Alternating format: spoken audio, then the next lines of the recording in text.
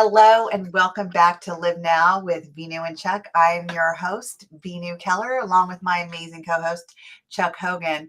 We want to welcome you to Spanglish World Network and her network on Zingo TV channels 250 and 251. Please remember to download both the Zingo TV app on the respective app stores and on iOS and Android devices. While you download, make sure to rate and leave a comment. The app is free. Zingo TV is also available on Google Chromecast, Amazon Fire Sticks, Roku Sticks, and all smart TVs 2016 and forward. So here we are again, my friend. How are you? Doing good. How are you? I'm really well, thank you. Awesome. From sunny and humid San Antonio, Texas. Well, it could be not so sunny and humid California. That is true too. You know, it's all relative, isn't it? It is. So what are we talking about tonight? You know, there was this topic that had come up the other day, and it was about obsession and addiction. And, you know, it's interesting because oftentimes, Veenu, we'll look at things and we'll give it a frame of reference and we go, okay, so I'm obsessed about this, you know, and people are going, oh, so it's like this great addiction to learning or to working out or to eating healthy. And yet there's this nuance that goes along with that, and I know that there's power in language and that a lot of it is just the meaning that we attach to whatever situation is going on in the moment. So can there be unhealthy obsessions and healthy obsessions? And the same thing with addictions, because oftentimes we go, ooh, you know, they're an addict. And I go, is that a bad thing? I mean, I think that if it depends on, I think here's my personal opinion. Anything too much of anything is, I don't think, healthy. You know, I would agree with you. I think this firsthand because when we talked about doing this topic, you know, the first thing I think of is alcohol, drugs, stuff like that. And then right before we're getting on the show, and I'm thinking, but what about like the people I know in the personal growth arena that don't just come to give? Like, I think, but even that, like, I mean, I would say I was addicted to volunteering. Yes. You know, in the moment of making these life changes and seeing that this one event literally reshaped my entire life. Mm-hmm. I felt I wanted to keep coming back because I wanted the energy. I wanted the people. I wanted to know that I had some accountability for the changes I was making in my life. Yes. And then I also was introduced to contribution. And Mm-hmm. it felt so good to give beyond myself. Like, I've always been someone to volunteer. I mean, heck, I raised the most for the March of Dimes when I was 13 years old in my area. 13 years old, I raised the most money doing a walkathon. And I didn't know what the March of Dimes was, by the way, but I was just going door to door. I was getting sponsors. I was going to go walk. I mean, sure. So, but I didn't even realize that was contribution. Like, the word never came to my mind. And yet, as you and I both know, we have these human needs, and when everything is met at such a high level, you just want more. It becomes your drug. It does, and to your point, and first of all, I commend you because that's who you are. That you are a giver. That's your heart, your nature. That is how you're wired. And I would remind us all that this term addiction it really is relative. Some people would say it's a healthy obsession, you know, and I'm like going, oh, okay, wow, it's wordsmith. I like this. This is cool. And yet, what goes along with this? And I would say that there starts to become this pattern of behavior. There starts to become this expectation, and that is, to your point, we can get addicted to volunteerism. And why? Well, it does meet our needs at the highest level. You know, if we're going to use a Tony Robbinism and we're going to use the 6 human needs, and we say, sure, so there's certainty, which is also security. There's uncertainty, which is also variety. Then there's significance, love, connection, growth, and contribution. The last two being spiritual in nature. Well, where we start to find some nuances to this is that the first 4 are the ones that really have, I'll say, the highest impact relative to self. The last 2 are the ones that are more esoteric, that we're outside of self, that we're living in spirit, and really nurturing much more of, I'll say, a connected ideology. And I go, okay, that feels great. And they go, okay, so if I'm acting more in the spiritual, is that a great thing? And I go, well, it's a justification, because at the end of the day, it's still going to take time, energy, intention, some form of fuel. Mhm. And what are you what are you leveraging in order to attain this? So people go, okay, well, a healthy addiction. I said, well, give me one. You know, I'm addicted to working out. I go, okay, is that always serving you? Do Right. you What? Because if you're spending all that time in the gym and working out, what are you not spending time in?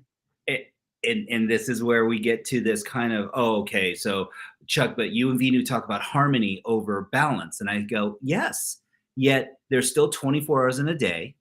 There are still certain, I'll say, limitations that are permeated around you. And Mm, even for the person who's able to go ahead and do 5 things at once, they're like going, oh, I remember there was a machine. And in fact, I think it was our mentor, Tony Robbins, who had one of these where it was, you move all your primary muscle groups for 3 minutes, full bore, and it's a full body workout. And it's like going, oh, it's the equivalent of doing, 40 minutes of cardio and weight training and lat pull downs and chest press and leg extensions. I was like, wow, it sounds intense. And yet I go, okay, were you happy? Were you fulfilled? Was it something that when you were done with this action, you go, oh my gosh, that was brilliant. I am juiced. I'm stoked. Or was it like, wow, I'm going to have to recover from this? And this is where we kind of get into the philosophy of what it means to be fulfilled. Because a healthy obsession is still an obsession. And so I go, is that really the healthiest fuel of choice to help you move forward deliberately, where you're feeling full? I think it's something to look at is what is the catalyst that's bringing us into an obsession? Mm, You know, what is it that we need from it, that we're getting from it, hmm that makes it a quote unquote an obsession? Where, because if I'm obsessed with something, me personally, all my attention, time, energy is going to that one thing, and I could be obsessed about something in the moment, right. but it's not long lasting. So I don't know, like let's think about like when you and I, when you first became a dad or when I first became a mom, like hmm how obsessed we were with like just holding this little creature that, God had so graciously given us that we got to create and it's a part of us and we're just so obsessed, like want to look at it.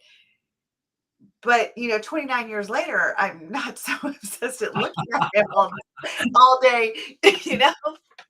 Well, there's a difference between satiation and and I'll say the nuances of there being this like that new baby smell.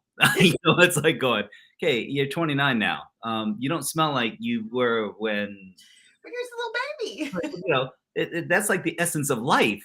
and and to your point, there's this. So when we start to look at things in terms of healthy or unhealthy, and to your point, it's like, what is serving? What is actually providing the level of fulfillment? Because I would contest that in any obsession, the one thing that we're looking for is progress,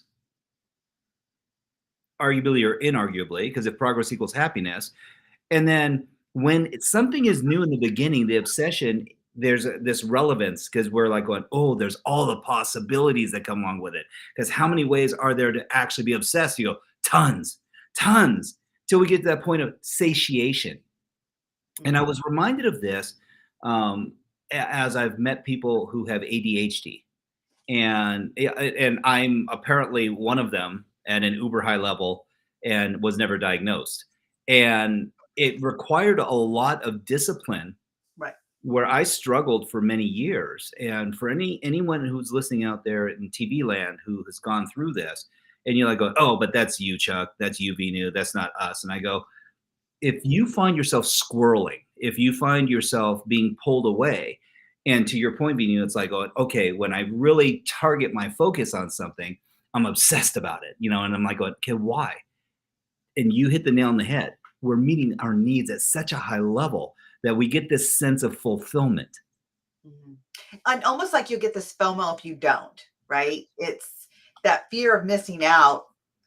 And you know, it was so funny because when I started to realize, like, okay, everything is focused, my whole life schedule is focused around me going and volunteering. And, you know, it's okay if I lost my job, I'll find a new job or whatever. Right.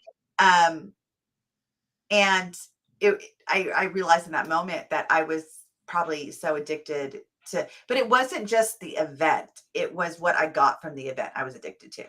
It was knowing that I was still growing, knowing that there's areas to still grow, looking at it was a place where I could see myself Right. just real and raw Right. without any filters because there was no judgment there. Well, I didn't think there was judgment there. And so then Hmm. I know, right? And so once I got to a point where, you know what, I'm going to take a year off and just see what can I do without it. But I turned off my Facebook. I turned off notifications. Like I literally had to turn off everything because I was so afraid that just a little taste of it would be like, I need it right back again. I gotta go. And there's variety. There's so much. It's So like, much to variety. your point, it's like going, there's community, there's like mindedness. I would say not necessarily like heartedness. There's a little bit of a distillation that needs to occur when we start to look at that. And they go, why? There's certain people like I know with you and I, it's like, oh yeah, I have a connection. Why? Because we're like hearted. There's a difference, and that's we share a lot of the same value systems. Mhm. And it doesn't mean everything's identical, but there's a lot of appreciation, communication. I mean, you're someone I've always looked up to. You're someone we've always had great conversations in context, and didn't make a difference what the context was. And that's one of the reasons why I believe that this works so great with us. Now, so why do I go there? I go, well, because there's trust, Right. appreciation. And I go, ooh, okay. So one of the things with a healthy obsession is that there's value alignment. Yes. And then there's the other side, which is I go, okay, these people are bananas. So they go, well, give me an example. I go, extreme rock climbing. And you go, well, they have a gift and it's a very small pool of people. So they all know each other and they climb without ropes. And it's like going, so you don't know what your next climb is or isn't relative to the next handhold that you have. And it's like going, rut-row. Mhm. But that's part of that connection as well, because they're thrill seekers, they're adrenaline junkies. And I go, ah, okay. And that's a very unique combination. Even in this environment, if we get in the world of self-help or self-activation, and we're looking to enhance and we're in life enhancement. That's what we're really, when we start talking about the business of self-development, I said it's life enhancement because it's not that you don't have life and it's not that your life is terrible. It's that you're looking to elevate. Right. And this all came about because there was this conversation with one of our dear friends and mentors and fellow strategists within the world of YBL, and that's her name's Deb Battersby. And Deb was like going, okay, what if what you're actually seeking is your true self? And I'm like, okay, wow, this just got deep real quick. Right. I was like, okay. Okay, let's That's just jump that's a right question off the hop. that's a question that Deb would ask. I'm just gonna put it out there. It is. And I go, okay, then what's the outcome? Well, if it's to experience more of your true self, then does that presuppose that you haven't been? And the truth is, no. It just means that we may be seeking something different than where we've been living. I just think that we're an onion, you know, Tons of layers, such an onion that you peel another layer, you peel another layer, and how many layers are there until you get to the heart of the onion? To and the yet it's that still all an what grew onion. it, to like Yeah. what grew the onion, right? Like the essence of what grew the onion is in the center of that onion. Mhm. And I feel like when we're born, we just have the skin on. And sometimes it takes forever just to get the skin off to even get to the onion. Right.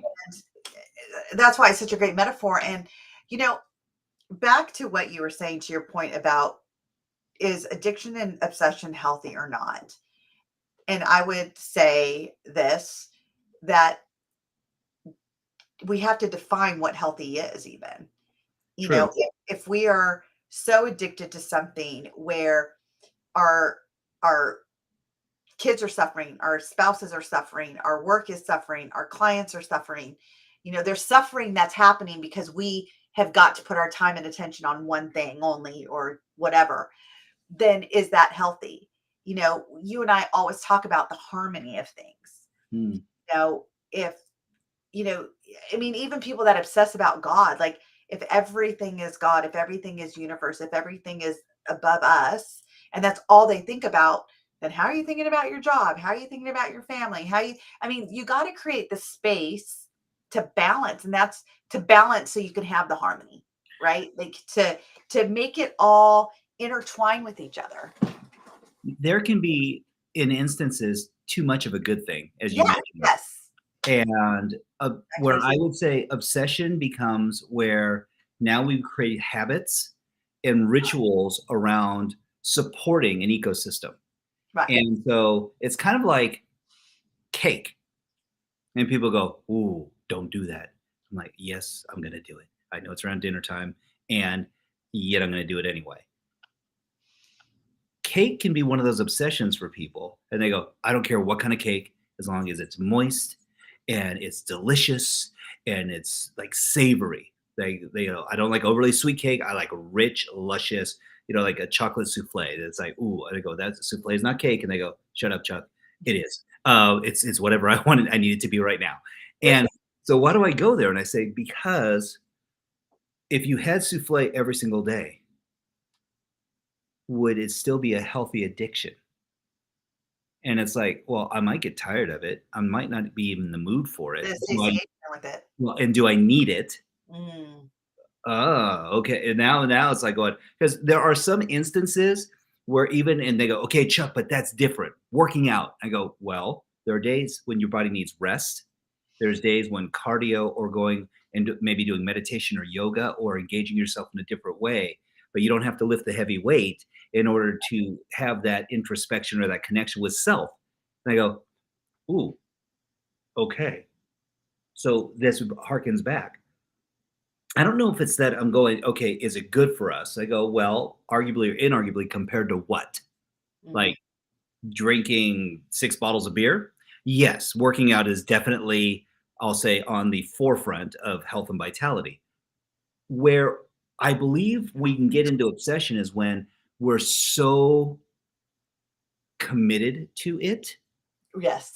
that we start to even hurt ourselves. Like we're like, I got to get my workout in. I can't miss. And it almost becomes this maniacal, and again, since we're talking about obsession, so there's a difference between having what I will say a conviction towards health and vitality, where now we're an appreciation for what our bodies can do, how we're helping ourselves live, by comparison to I'm just going to do it because darn it, it's supposed to be good for me. And I go, is the stress and angst that you put in your body healthy in the pursuit of that obsession?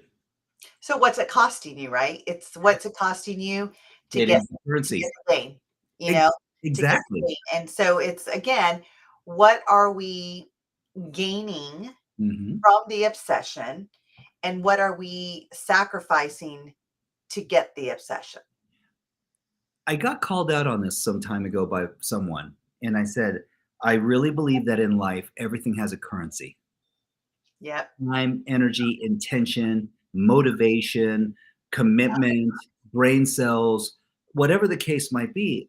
And what is it going to take for someone to actually find that harmony, as we discuss so often? Because I really do. I fell into this trap for many years, Vinu, and I will speak explicitly for myself. I was like, where's the balance? Where's this teeter totter of life where I'm looking to straddle the line? And I go, okay, I'm a very graphic person. So I go, someone's standing right in the middle of the teeter totter. They're trying to maintain this balance. And I go, there's no movement. And Right. you can't measure what's not moving. And they go, oh, but there's micro movements. I go, no, there's counterbalancing. It's literally that someone is trying to live in comfort. They go, well, what's wrong with that, Chuck? I go, zero growth. Right. you don't grow at You, all. you don't. The contrast, that would be kind of like going, there's no sunset and sunrise, there's only daylight or And nightfall. there's no fun in it. I mean, I'm just thinking right now, like I love roller coasters, Yep. but you put me on a roller coaster more than like the 1.5 seconds or whatever that we're on, 1.5 minutes, it's I'm going to get bored of it. There's not going to be any fun of it. It's like, okay, we're going to go around again. We're going to go fast again, you know, but I have gotten off, Yes. rode something else, and then like that's my favorite ride. I'm going to go back again. Yes. It's like I seek that fun. Like there was one at Islands of Adventure that my son and I like we rode like 4 times, and it was the anticipation of getting on it. It was the anticipation of like it's over like already. It's just there were so many things. But if I would have stayed on it the whole time, Oh, because we actually did, we there was a time that I had a client that got my family a Disney yep. walkthrough, right? So we had a chaperone. So my kids love the Cars ride Mm. at California Adventure. Yep. So we literally got to stay on it. We did it 3 times in a row, like not getting out. Just and I'm like, I'm done. Like there was no fun in it. I just went back this year with my best friend and we rode it, and it was so fun. Right. Because it just there was no growth, there was no anticipation, there was no I wonder, there was no time in between. Yeah. It's kind of like the lack of exhilaration of solving a math problem for the 50th time. Yes. You're like going, and so what's multiplication? I said it's solving a problem, but you've memorized the solution. And so when you start to get body awareness, emotional awareness, spatial awareness, and it's even the same with muscle memory. And you go, okay, how many times have you done the same workout? And then someone shows you a new way, and you're like going, holy smokes. Like I've Same been muscle working group, but different way to do it. and you're like, I've been working out forever. And it's like this simple shift or this change or this different approach vector. And it's like, holy, I'm adding this into my repertoire. Right. That muscle confusion, that body confusion keeps it scintillating. It's like, I can still learn. And this feeds the narrative as to what obsession and addiction is, which is familiarity. It, It's also I was thinking because when we're in harmony, everything's moving. There's movement. yes, There's flex and there's flow and there's that anticipation. And it's like immediately I think of the life wheel. Like I picture my life wheel and finding the harmony in it. And sometimes I'm with my family, sometimes I'm at my work, sometimes I'm working on my career, yes. sometimes I'm looking at my finances, sometimes I'm in my health mode. And it's like how my day just escalates. And it's not a balance. It's definitely a harmony. Ooh. I don't feel like I have to trade one thing to get the other to And balance. you have variety. There's tons of different ways to experience all these different emotions and feelings. And this is where, again, kind of bringing it full circle is that what's the cost? Because everything has one, irrespective if we want to look at it that way. So we can use semantics to help ease the painful burden of languaging on some people. And we can say, oh, what's the investment? What's the fuel? What's the driver? What's the why? And at the end of the day, and it just dawned on me, this all brings us back to center, which is we all seek a certain level of emotional awareness and acuity that we feel a certain way. So if it's in health and vitality, we're making progress and we feel like we're moving towards the outcome and goal. If Right. it's in our intelligence quotient or in our experiential, then we're like, going, oh, I'm still advancing and growing and expanding. And it's like, okay. So it really does feed the narrative progress equals happiness.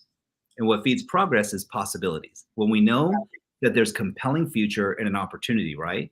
And thank you for what you just said a moment ago, because it really does edify that concept of, hey, we can be more, but I don't need to be more.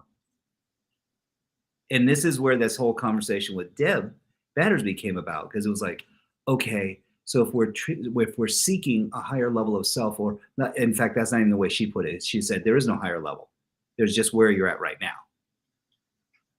So, and why? Because if we choose to say there's a higher level or more advanced, or we're growing or expanding, and I go, oh, then we're judging where we just were as not being good enough.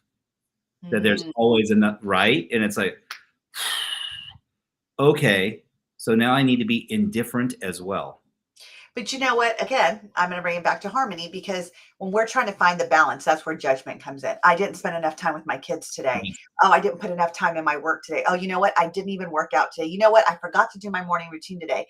And we start self beating instead of self building, because Yes. we're in judgment of we didn't get the balance that we were searching for. But when we are in constant harmony of the flex and the flow, or the ebb and flow of our day, Mhm. knowing that my kids are at school. So, my husband's away at work and my kids are at school. So I'm going to pour into me, and, you know, just checking in with yourself, like, what do I need right now Right. from me?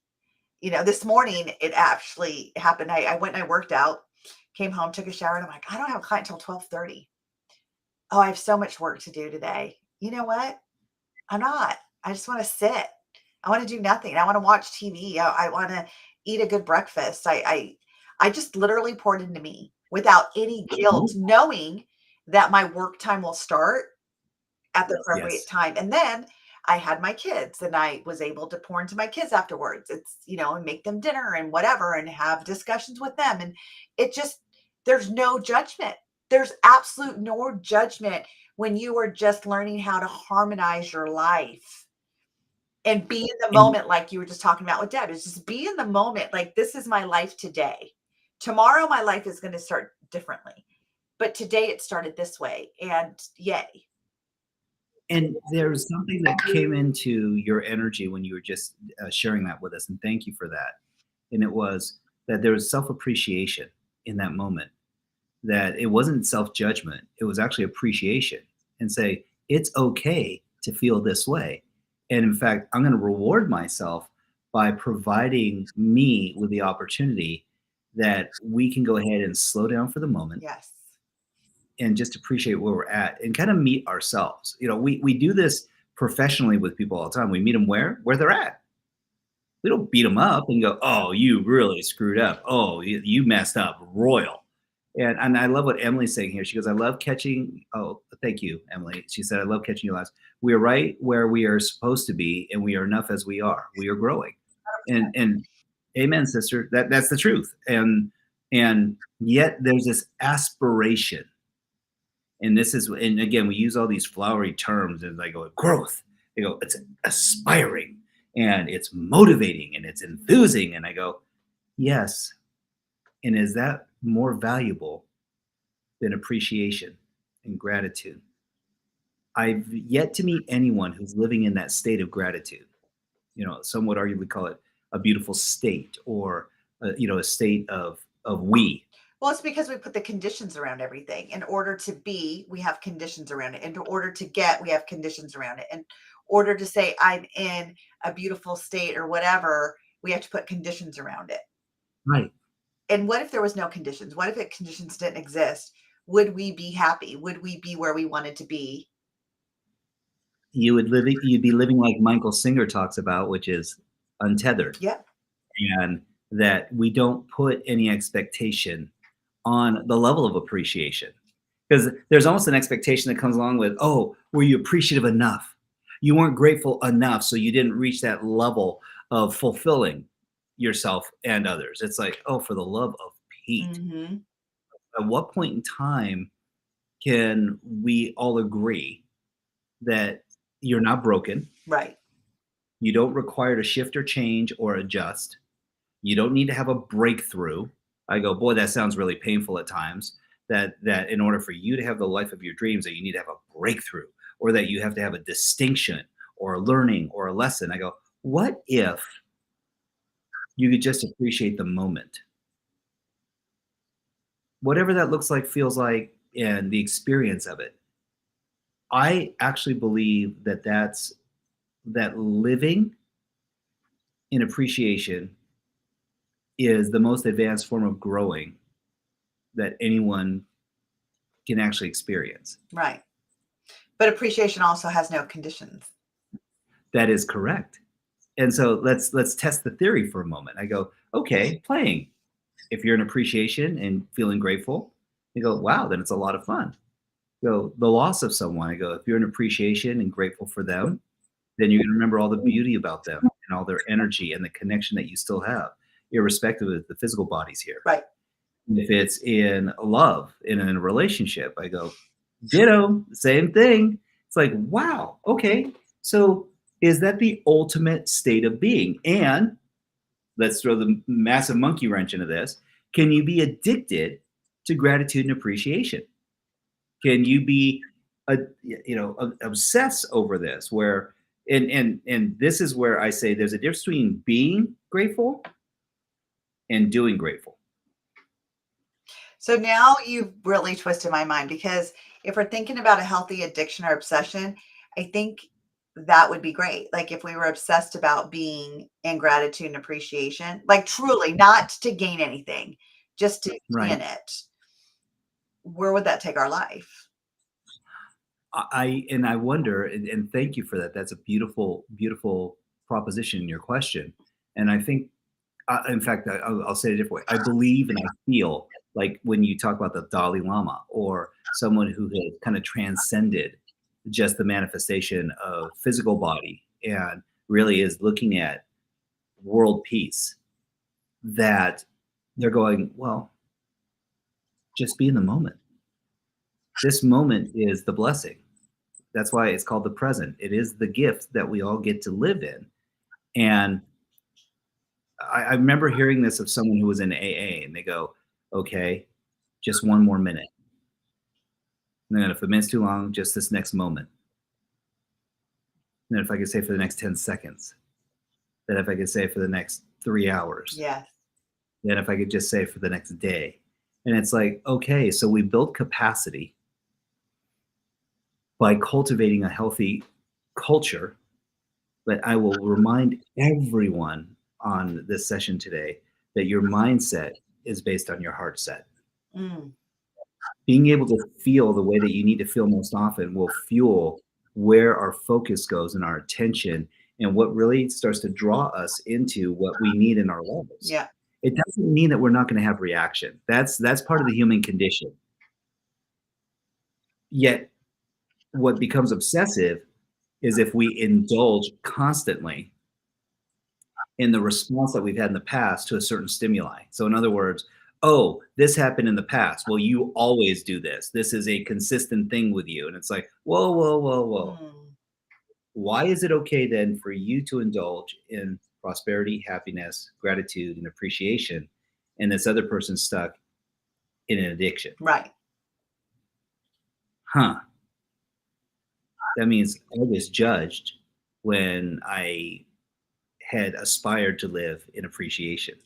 And it's like, oi, okay, how do we reel this back then and make it simple? I go, breathe, slow down, and get present. Right. With your situation. And,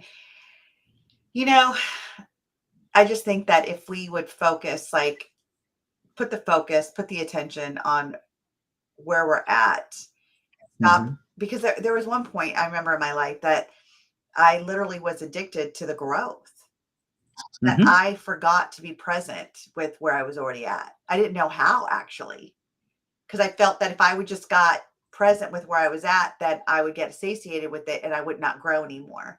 So there's a fear not to grow. So I was just always chasing the next. I got goosies. You just nailed something, and that was in the pursuit of this perpetual growth, we actually sabotage appreciation. Yeah. Because our myopic focus is that moving forward, it's like Dory, just keep swimming, and that's the concept. And it's like, wait, then you're not living in this moment. Exactly. You're living for what might be, could be. So now this kind of recants and creates a rebuttal to, if progress equals happiness, what feeds progress is possibilities. And I go, maybe this moment is what creates the possibility. Yeah.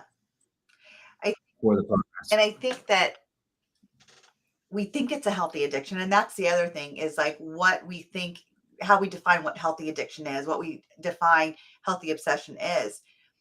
Yes. I was so addicted to the growth because I liked where my life was going. I liked that my income changed. I liked that my identity started to shift. I liked the fact that I wanted to live. I liked the fact that I celebrated life, that I just focused on that. And I never really got grounded to just be present where I was Mm, and say, you know what, I'm going to celebrate today just because today I'm alive and I'm not where I was and I'm further than I was and but I don't have to do any more right now. Like I could just be in the moment right now. right. And then, you know what? Once you get to that feeling of like this is where life is, then at that point, what's next? And it was an addiction and I one would have said that that's a healthy addiction because people started to watch me grow. They're like, oh my gosh, she's on fire, look at her. Oh, well, and then you start to get labeled as well. They're like, oh, the golden gal, the golden boy. The people that they can do no wrong. Oh, they're expanding and growing. Oh, wouldn't your life be amazing if you could just be a little more like them? Or people that And, judged you or like family members or friends are like, oh, they're too good now, they're too good because they got that in oh, their life. And it wasn't even about that. It's while people are saying, oh, you're too good, I didn't feel too good. I was still trying to reach for that yes, I'm enough, I'm good enough, and that's just it. Like that's really what it is that we're searching to be good enough instead of being present that we're already are. We already are enough in this moment right now, and that we don't need to take another step forward to be good enough. well, and if I just serve a little bit more, Right. if I just give a little bit more, if I just say yes a little bit more, If I can make them and happy a little bit more, well, please. and we're taught. Well, and there's this aspect too, which I'll remind people of, and that is you have choice. You have the willpower and the ability to be able to make choice. And what is creates discipline and requires some discipline is being able to make a decision. Yeah. On the other side, there will always be people who what I will call handlers and enablers, and understanding very clearly what their motive and intention is. Are they driven by money? Are they driven by solutions and outcomes? Are they driven by actually you having your experience and then in doing so, everyone else gets to have an experience as well? And I go, well, that's not really in their control. Yet we're oftentimes driven towards, oh, be flexible, be like water. Things are going to happen. It's like, right, it's called life. And why does that need to be the outcome? Is that now you have to manage your state even more in order to be even more flexible. And I go, what if you were just present? Isn't that the ultimate level of flexibility? Because come what may, you're going to literally be in that moment and appreciate everything that's going on. Yeah. Yeah. Hmm, I'm loving this Yeah. conversation. This is It's very interesting. I mean, I love how we like go off on our own little tangents about it all. But it's all so true. It's, you know, seeking that growth, Mhm. appreciating the growth and not, but I will tell you also the addiction wasn't just the growth. It was the being seen, Yes, noticed. It fed into self-worth. It's like, oh, I'm worth being noticed now.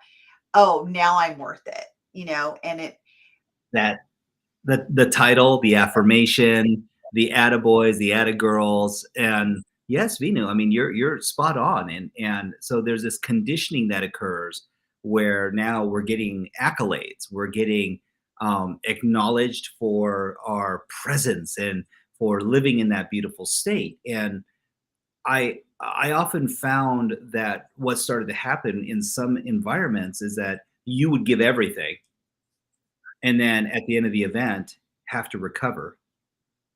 And I go, wow, if you were actually living in the presence of those moments, would it have been such an adrenal fatigue and push on your body, your mind, and your spirit? And would you have had to have recovery? rather than being in flex and flow and going, wow, I had the most just epiphany of experience, and I feel more full, more engaged, more, more robust. And I go, and this goes back to what you had mentioned at the beginning. What's the cost? Right. Was it worth it? It's interesting that you say that, because as you're talking, I'm thinking of, when I was just recently in Africa this part of this year, and we went to the slums to volunteer, and a lot of them didn't even want the food that we were serving them because they were so high off jet fuel and shoe glue that, and I asked the people that work there, like, why wouldn't they want the food? They're like, because they know it's so scarce, but the ability to get the shoe glue and the jet fuel was easy. So Yes. they can escape the hunger pains because they're high. So what are we escaping when we get addicted to something? Well, and that's a great question, because What do we again, not want Anita, to what do we not want right? to feel? I mean, my brother was a drug addict. What did he want to escape in his childhood that brought him to that? And the drugs fulfilled that need of not being present in his Yes. life, the pain that he was feeling in that moment. And it became his way of life. And he chose that because it was what he needed in that moment. So he did not have to face the other stuff. And this goes back to the question of the day: obsession and addiction, can they be healthy? And so that's really what we were talking about. And it's like going, so is the jet fuel or the drugs or the relationship by proxy or the time and attention, the energy that we put in another environment or space Mm. or different people, is that more worth it because we feel appreciated or we feel necessary or we feel more full? And the human condition is such a fickle environment. It seeks what it needs and it will do everything. It's that fight or flight mechanism, that 10 million year old monkey brain that's going, ooh, ooh, there's a way. And you're like going, okay, yeah, there's always a way. Well, no, you don't get it. There's a way. And I can make it happen now. And this would be wonderful. And it doesn't hurt anybody. And I go, there's always a currency. There is. And There's always a cost. there is. And if I'm giving this to someone, if I'm giving this to a place, a space, energy, another entity, an opportunity, a scenario, then I'm taking it from someplace Yeah, else. 100%. 100%. Wow. And so what does it cost you? It comes back down to Mm. that. Like, is the cost worth the rewards? Right. I mean, we say that with kids all the time when parents are looking at me going, I just don't understand why they would, you know, purposely defy me, because the reward of defying you, going to the party, sneaking out, outweighed the month of being grounded. That's it. The connection, the opportunity to feel Exactly. necessary, and almost the title, the moniker of being the rebel. Right. You're like, wait, we didn't expect you to be here. Oh yeah, I made it happen. I'm resourceful. Yep. And then we even catch ourselves as parents like going, if you spend half as much time putting your energy and effort into X, then you wouldn't be doing Y. And they're like going, you don't get it. I don't like X. And I love right. Y. Not, Like, X is not going to give me the fulfillment that I'm looking for in the moment, but Y is. So thank you for that. And when I'm 25, I'll understand what you're saying, and then I'll go search for X.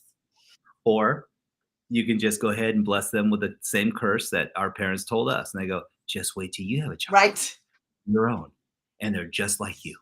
Then you'll understand. And you're like No, and going, I really didn't understand that until I had my daughter. Like my boys, I yeah, was looking at my mom going, she was so wrong. My kids were not like, no, they weren't 10 times as me. My kids were great. And then I got my daughter. And now I have a run you for know, my money. oh, hey, as they say, I think I've jinxed myself on so many levels because I pray every day for better challenges. And I was like going, they came from us. Yeah. The best challenges I've ever experienced came from us. And it's interesting because I look at my son, and when I look at Cole and I go, so much like me in so many different ways, yet so much more intelligent, thank goodness. And then I look at my girls and go, oh, that it's the most humbling experience because it's a very different level of dialogue. And to your point, I'm obsessed with my family. I love my kids. I love my wife. I love my life. And I would say there have been times when I squirreled. And why? Well, there are different things at different times that become the Yep. precedent. And to your point, and my volunteerism was one of the ways that I coped with finding, I'll say, some space and grace. Yep. I was just at my kids' conference today, the twins, and when the teacher, my daughter's teacher, was talking to me, I could explain everything that my daughter was doing because that was me. The curiosity, the need to help, the need to be seen, the need to be, social. And the teacher says, it's so hard because I know she just wants to help, but she really needs to pay attention. And I said, well, we got to figure out what's going to serve her, in that moment. Is it helping, or is it her getting the education she needs in that moment? And I get it. Like, I get it because I see myself in her. Matter of fact, I call my mom at times. I'm like, how did you do this with me again? 'Cause I just need a little bit of guidance here. I need some patience. And that's what we find. We find the child that, you know, is the one that challenges us the most, is probably the one that resembles us the most. And Yeah. here's what we want as parents. We want them to do better than we did. We don't want them to go Mm, through the suffering that we did. So we try to, but we forget that it's their walk, not ours. yeah. And it's a different time. No, it is. And this kind of brings us full circle, Vina, to this conversation, which is because again, you brought it up. You always bring full, stage distinctions and patience and slowing down.